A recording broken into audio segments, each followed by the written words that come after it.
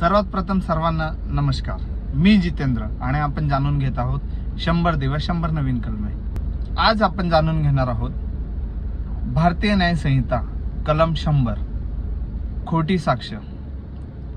एखाद्या व्यक्तीने आपल्याला पैसे दिले आणि आपल्यास एखाद्या आरोपी विरोधात खोटी साक्ष देण्यासाठी कोर्टात उभे राहण्यास सांगितले तर असे करू नका. हे कायद्याने गुन्हा आहे आणि असे केल्यास आपल्याला 7 वर्षापर्यंत तुरुंगवास किंवा दंड किंवा दोन्ही होण्याची दाट शक्यता असते. कोर्टात शपथ घेऊन बोललेला शब्द हा कायद्याने पुरावा असतो. म्हणून सत्य बोलणे हे कर्तव्य नाही तर प्रत्येकाची नैतिक जबाबदारी आहे. असेच नवनवीन व्हिडिओ पाहण्यासाठी YouTube चॅनलला सबस्क्राईब करा आणि फॉलो करायला विसरू नका. धन्यवाद.